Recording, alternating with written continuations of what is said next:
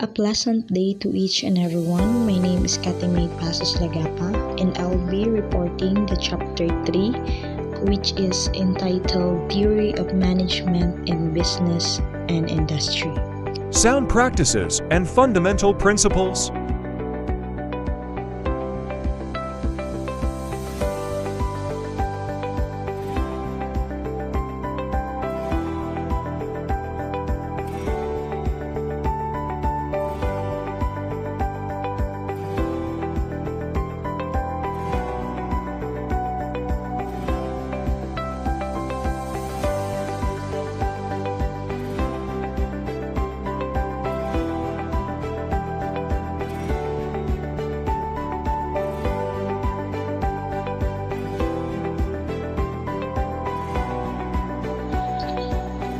Attributes of the term management.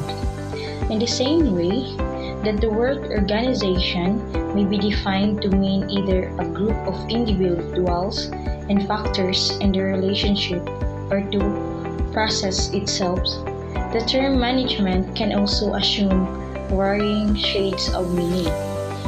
Ang word nga organization, daghan daw og meaning. Pwede grupo, pwede mag-relationship sa mga individual, pwede mag-organize sa mga butang.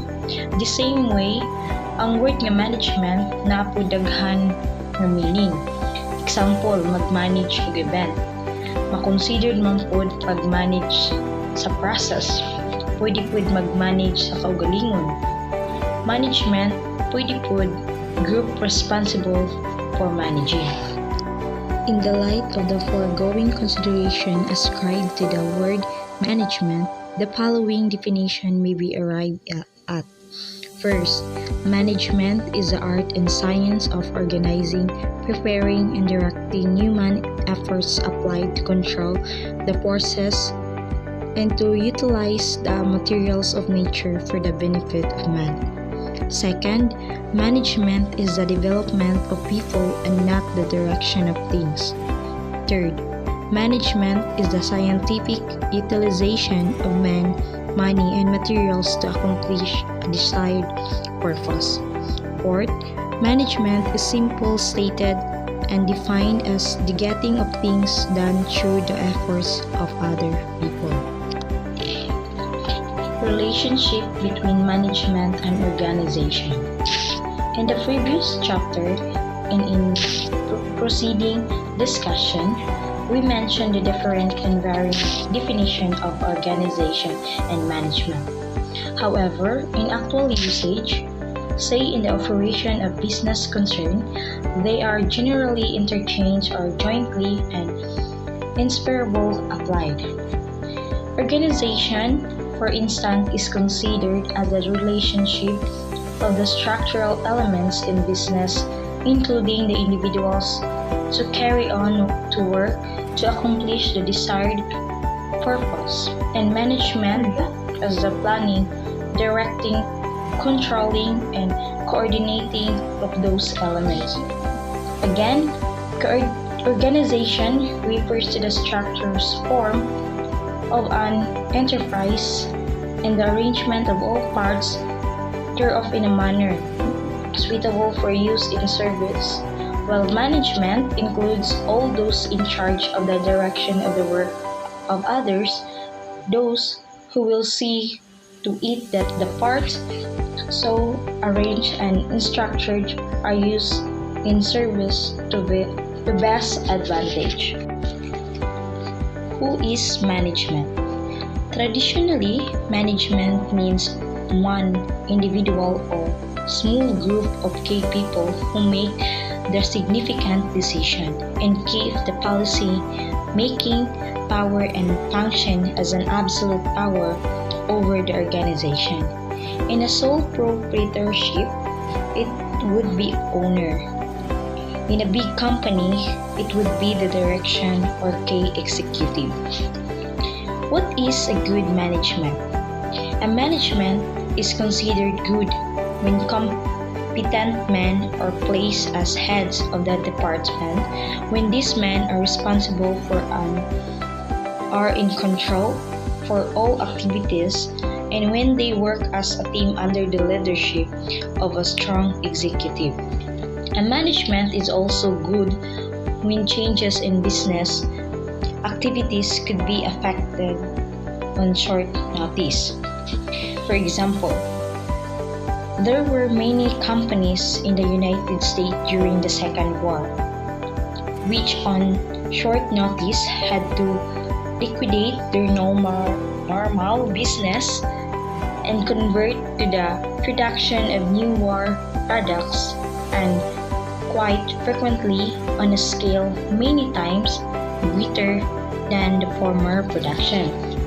The above-mentioned effective changes were the result of intelligent planning, capable performance, and fine teamwork, in other words, good management. Function of management. The function of management are said to be the weaving together of the various parts so that all factors will function properly and all persons will cooperate for the common purpose. Especially, management has the following function. First, planning. Second, coordinating. Third, directing. And fourth, controlling. Planning. Planning is a methodic technique of looking ahead in order to meet work requirements and to reduce the amount of mental efforts required while the work is being done. It is continuing process, a constant reviewing of future requirements in order to know what to do today. Planning emphasizes prevention rather than correction of delays, to anticipate, to do something about the delay rather than to wait for the delay to take place before applying remedies. The essence of planning is to remember the value of time, the virtue of patience, and the joy of originating. The coordinating implies the smooth working together of the different composing elements. It aims towards a perfect meshing of a harmonious adjustment among the elements involved. Coordination means occurrence in purpose and performance to secure harmony in action toward a common end.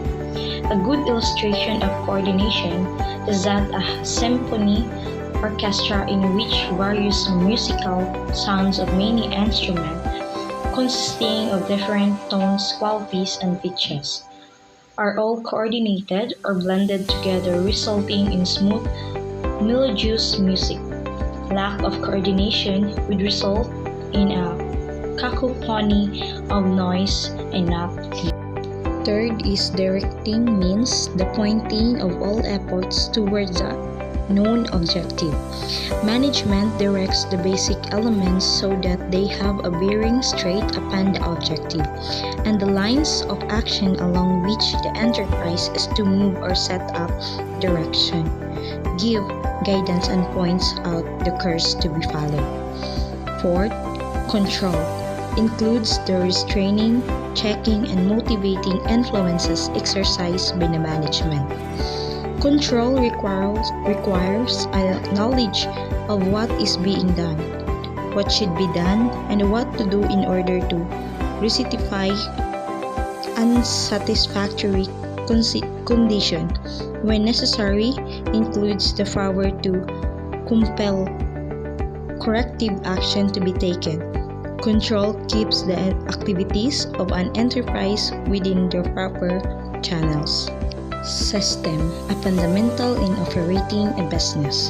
In business, planned methods of procedure are called system. When organizational procedures are standardized, we have a system. System is one of the most valuable mechanisms or aids of management. Experience has proved that in any line of performance, if a thing is to be done efficiently, it must be done systematically. System is properly utilized materially, aids in securing the desired result in the best possible way with the latest expenditure of time and effort. Advantages of proper use of system. System, when properly applied, has the following advantages. First, system is the introduction of order and method wherever it is applied. Such as advantage is apparent in any office, considering the case that would reign if there were no system of filling correspondence, records, and other data, and instead everything were allowed to lie around in any place, or one is put over the other as it comes. When, for instance, a certain correspondence has to be referred to, it would take a long time to locate it, thus resulting in unnecessary loss of time and efforts. Second, everyday work becomes routine through a system. Routine work flows along regular channels and can be handled by less experienced workers, as the planning required for its performance has been done for them. Of course, there is danger of routine become institutionalized and for constructive change to be effective only after extreme effort. Nevertheless, system properly used has this advantage. Third, system permits those in authority to devote their time and effort to more important work, such as planning, attending to major problems, searching for new markets and products, and the like. Comparatively speaking, about 90% of the work in the average business concern may be classed as routine, and one's plan can be safely done by subordinates through an effective system. Number 4. System aids in the control and reduction of costs. A system based upon a certain purpose and comprehensive plan of action removes doubt and promotes certainty that true costs can be known and controlled. A system promotes smooth running, therefore many unnecessary costs can be eliminated. Rules for applying system. In considering the advantages gained by the use of system, one must be careful not to consider system as a total cure for all industrial ills. Many managers in the past have become so interested in system that they lost sight of the objective to be gained by the use of system. The result was the development and use of the complicated system so full of red tape, which more than defeats the very objective of institution it. The following are a few simple rules that may be used for guidance, always having in mind that system is a mechanism or an aid of management, a means toward an end, but not the end in itself. First, system use in a particular concern should reflect a basic general plan.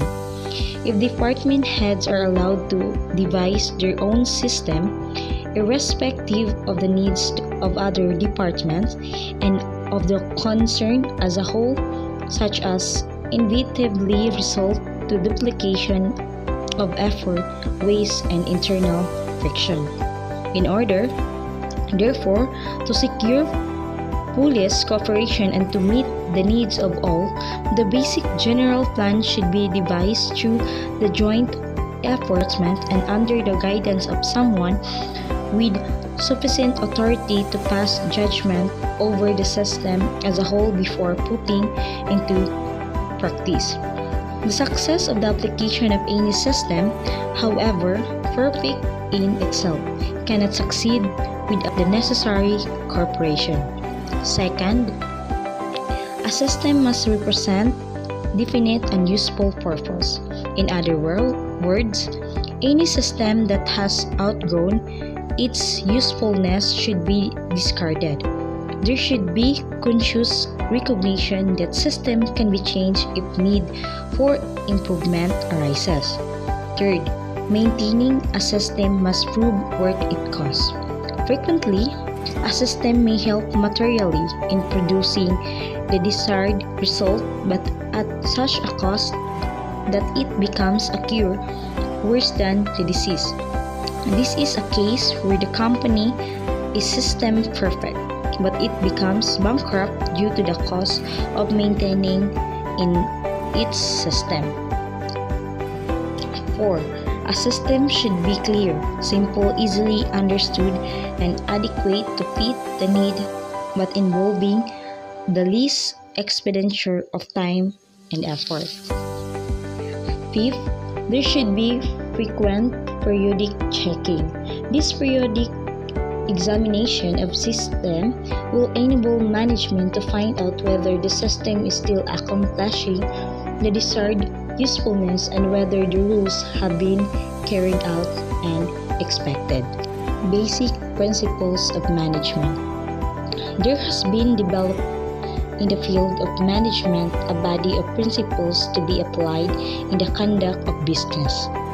These fundamental principles have been developed through years of practical experience. They can be applied in the conduct of any business, large or small, partnership or corporation, industrial or commercial, or they are based upon the understanding or truth that in their fundamental objectives and operation all business are alike. It is the application of the principles that is varied to suit the needs of the individual business. There are 16 following principles formulated some years ago and considered fundamental to the successful conduct of any business enterprise. Number 1, the principle of policy making. Number 2, principle of improvement and adjustment. Number 3, the principle of balance. Number 4, the principle of relationship of tasks and accomplishment.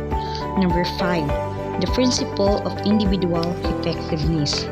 Number 6, the principle of simplicity. Number 7, the principle of specialization. Number 8, the principle of standardization. Number 9, the principle of financial incentive. Number 10, the principle of human relation. Number 11, the principle of planning. Number 12, the principle of control. Number 13, the principle of cooperation. Number 14, the principle of leadership. Number 15, the principle of delegation of authority and responsibility. And lastly, the principle of utilization of executive ability. The rule of leadership. The foregoing principles of organization and management depend on executive leadership for their application. The organization may be perfect, the system and methods may be the best possible of formulation, and business condition ideal for success. Yet, success will not come without leadership. Executive leadership is the galvanizing factors, the dynamic element which integrates the various interests in the organization into a harmonious, inspired, and smoothly functioning unity. Organization principles and management techniques are of the mind, method, system, timetables, and standards. The executive or manager, whether at the top or at slightly lower levels, should have certain attributes of a leader in addition to the technical competence required by the nature of his position. Thus, the executive should have, first, physical and mental health, second, intellect, third, personality, fourth, character, and lastly, language facility. This characteristic of leadership blend the principles of organization and management into a functioning whole.